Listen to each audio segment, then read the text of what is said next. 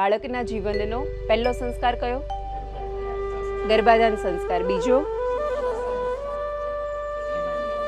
તો ત્રીજો સંસ્કાર સીમંતોનયન સંસ્કાર.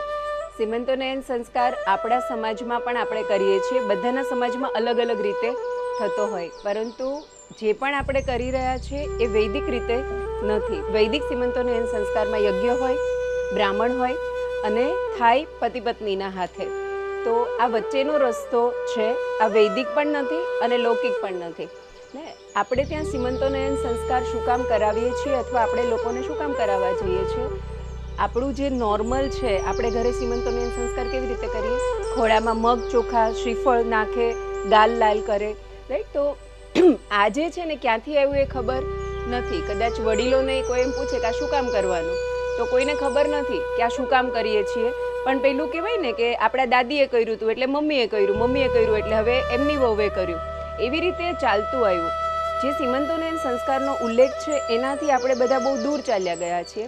કારણ કે એક કપલનું સીમંતોનયન સંસ્કાર હોય ને તો એક બ્રાહ્મણ હોય ત્યાં, બરાબર. હવે એવું તો અહીંયા પોસિબલ નથી. આ 10 જણાને નથી સંભાળી શકતા, તો આ 10 બ્રાહ્મણ, 10 કુંડ, આ બધું કઈ રીતે સંભાળવું?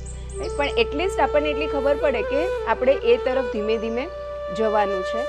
બીજું કે સીમંતોનયન સંસ્કાર એ આવનારા બાળકના પિતાના હાથે થાય, બરાબર. એમના હસબન્ડ નથી, એમના આવનારા બાળકના પિતા છે.